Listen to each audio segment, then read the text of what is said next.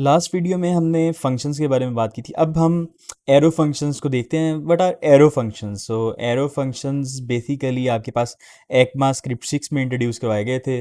और arrow functions होते क्या हैं? जावास्क्रिप्ट में थोड़ा सा यूनिक कॉन्सेप्ट है। बाकी प्रोग्रामिंग लैंग्वेजेस में भी मेरे ख्याल से ये कॉन्सेप्ट काफ़ी यूज़ होता है। तो अगर आप इसको इधर समझ लेते हैं तो आपको काफ़ी ज़्यादा मदद करेगा। जैसे स्पेशली डार्ट के अंदर भी ये सेम कॉन्सेप्ट इसी तरह से ही काम करता है। तो you can say that there are two types of functions. One is the जो कि नेम्ड फंक्शंस आप कह सकते हैं। नेम्ड फंक्शन जो हमने लास्ट वीडियो में देखा था, जैसे हम फंक्शन कीवर्ड लिखते हैं, फिर उस फंक्शन का नाम लिखते हैं, फिर उसके बाद हम पैरामीटर्स वगैरह डिफाइन करते हैं और उसको लेकर चलते हैं, ये नेम्ड फंक्शन कह सकते हैं। मगर आपके पास एक और फंक्शन टाइप मौजूद है जिसको हम एरो फंक्शंस बोलते हैं। तो सबसे पहले अगर हमने एरो फंक्शन यूज़ करना है तो इसके अंदर एक एरो ऑपरेटर होता है। और एरो ऑपरेटर यूज़ करके हम इसको डिफ़ाइन करते हैं। किस तरह करते हैं सारा प्रैक्टिकली मैं आपको बताऊंगा। मगर इसके दो तीन नेम हैं, वो भी आपने याद रखने हैं। Number one is arrow function. Fat arrow function भी इसको बोला जाता है। इसको एनॉनिमस फंक्शन भी बोला जाता है। कई जगह पर आपको एनॉनिमस फंक्शन के नाम से भी ये चीज़ मिलेगी। ठीक है। तो लेट्स गेट स्टार्टेड और देखते हैं कि इसको कैसे यूज़ करना है। सबसे पहले अगर आपने इसको यूज़ करना है तो आप इसको डायरेक्टली यूज़ करना चाहें, डायरेक्टली को भी यूज़ कर सकते हैं इसको। और अगर आप इसको एक वेरिएबल को असाइन करना चाहें तो वो भी कर सकते हैं। यानी ये वाला फंक्शन आप बेसिकली एक उसको वेरिएबल को भी असाइन कर सकते हैं। वैसे नेम फंक्शन भी हो जाता है, मगर ये वाला फंक्शन भी आप कर सकते हैं। So let me show you example. यहाँ पर मैंने एक नई फाइल क्रिएट कर ली, aerofunctions.html, और उसमें जो बॉयलर प्लेट कोड है वो हमने ऐड कर लिया है। यहाँ पर मैं इसको जूम कर लेता हूँ। जूम करने के बाद यहाँ पर मैं ये करता हूँ कि लेट्स सपोज मैं एक फंक्शन क्रिएट करता हूँ, कांस्टेंट ऐड। आप वेरिएबल, बल्कि मैंने ये कांस्टेंट अभी नहीं कराया आपको, वेरिएबल ऐड नंबर्स। ठीक है। तो सम नंबर्स के बाद ऐड नंबर्स हमने एक फंक्शन क्रिएट कर रहे हैं। और यहाँ पर इक्वल टू साइन के बाद यहाँ पर डायरेक्टली मैं पैरेंथेसिस पुट कर रहा हूँ। पैरेंथेसिस पुट करने के बाद यहाँ पर मैं दो नंबर्स जैसे ए बी ले लेते हैं, ए एंड बी।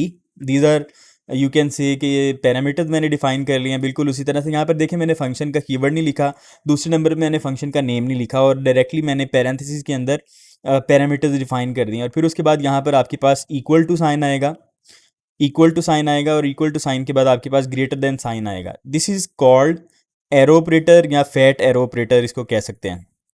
उसके बाद अगर आप इसका सम रिटर्न करना चाहते हैं तो यहाँ पर आप रिटर्न कर देंगे a प्लस बी। जैसे मैंने यहाँ पर ये सम रिटर्न कर दिया है।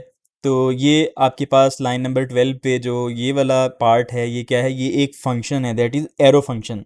अब आप इसमें दो चीज़ें देखें कि यहाँ पर हमने फंक्शन कीवर्ड नहीं लिखा, दूसरे नंबर पर हमने यहाँ पर फंक्शन का नेम नहीं लिखा, और एरो ऑपरेटर के बाद हमने यहाँ पर a प्लस बी कर दिया। इवन हमें रिटर्न स्टेटमेंट भी नहीं लिखनी पड़ी। यहाँ पर ये नोटिसेबल चीज़ है कि आपको रिटर्न स्टेटमेंट भी नहीं लिखनी पड़ी, और ये ऑटोमेटिकली बेसिकली जो भी वैल्यू इसमें रिटर्न होना होगी, जैसे a प्लस बी जो भी रिजल्ट आएगा ये ऑटोमेटिकली उसको रिटर्न कर देगा। This is called implicit return. Arrow function जब भी आप यूज़ करते हैं तो उसमें ऑटोमेटिकली आपके पास रिटर्न की फंक्शनैलिटी आपको ऐड हो जाएगी, उसके बारे में आपको टेंशन लेने की ज़रूरत नहीं होगी। तो let's try out, let's see कि इसकी आउटपुट क्या आती है। अगर हम इस को कॉल करना चाहते हैं, सो मैं यहाँ पर लिखता हूँ जी डॉक्यूमेंट डॉट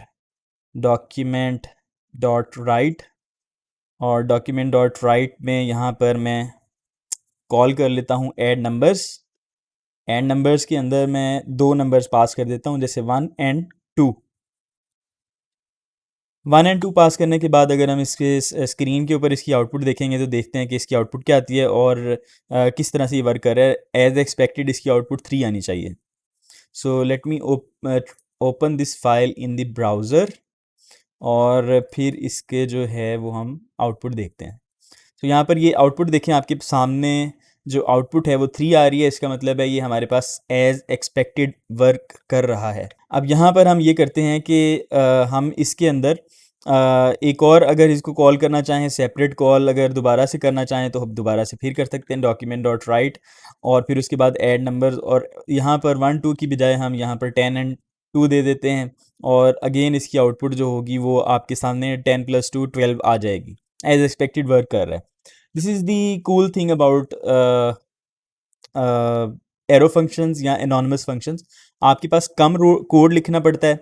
आप कह सकते हैं कि आपको कम करेक्टर्स टाइप करने पड़ रहे हैं, आपका ब्राउज़र जो है वो कम करेक्टर्स लेकर आएगा और आप कम कोड ब्राउज़र में सेंड कर रहे होंगे। लोडिंग टाइम भी फास्ट हो सकता है इसमें, कोडिंग भी कम करनी पड़ रही है, क्विक भी है, और सिंटैक्स समझना भी आपके लिए लाजमी है, बिकॉज काफ़ी जो कोड आपको इंटरनेट से मिलेगा उसमें यही हुआ होता है, यही वाला सिंटैक्स यूज़ हुआ होता है, और अगर आपको ये सिंटैक्स नहीं आ रहा होगा तो डेफिनेटली आप फिर कोड नहीं समझ सकोगे। That is also very important thing to remember.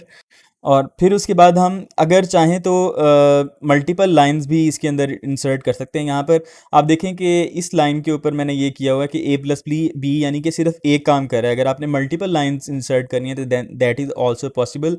Late me try to create another function. यहाँ पर मैं वेरिएबल, और वेरिएबल में यहाँ पर सबस्ट्रैक्ट का फंक्शन बना लेता हूँ, subtract. Okay, and subtract equal to then again A and B, दो इसको जो हैं वो पैरामीटर्स प्रोवाइड किए हैं।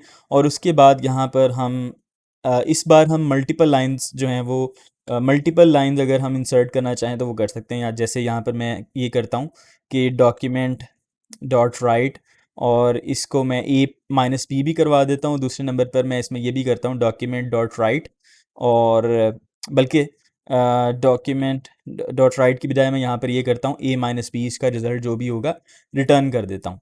अब देखें कि जब आपके पास मल्टीपल लाइन वाला सिंटैक्स आपने यूज़ करना है तो आपको ये करली ब्रेसेस यूज़ करनी है, करली ब्रेसेस स्टार्ट पे, और फिर उसके बाद करली ब्रेसेस बाद में, ये एरो ऑपरेटर के बाद।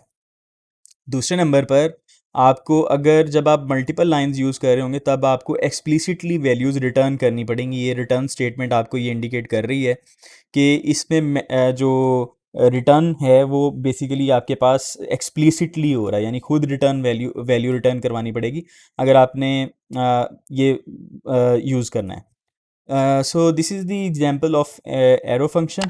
और इसके अंदर एक और चीज़ जो है वो चेंज होती है जो कि आपके पास नेम्ड फंक्शन के अंदर नहीं होती। जैसे दिस का कॉन्टेक्स्ट है वो थोड़ा सा चेंज हो जाता है। इस चीज़ को मैं किसी और वीडियो के अंदर डिटेल में एक्सप्लेन करूँगा with example, but for now you should understand कि ये जो सिंटैक्स जहाँ पर भी लिखा हुआ आपको नज़र आएगा, ये एरो फंक्शन है, एनोनिमस फंक्शन है, या फिर फैट एरो फंक्शन इसको बोला जाता है। अगेन काफ़ी ज़्यादा प्रोग्रामिंग लैंग्वेज के अंदर यूज़ होता है, तो आप लोग इसको ज़रूर समझ लें, इसकी प्रैक्टिस भी कर लें, आपको आना भी चाहिए। See in the next video. Please video को लाइक कर दीजिएगा और दूसरे दोस्तों के साथ शेयर कर दीजिएगा।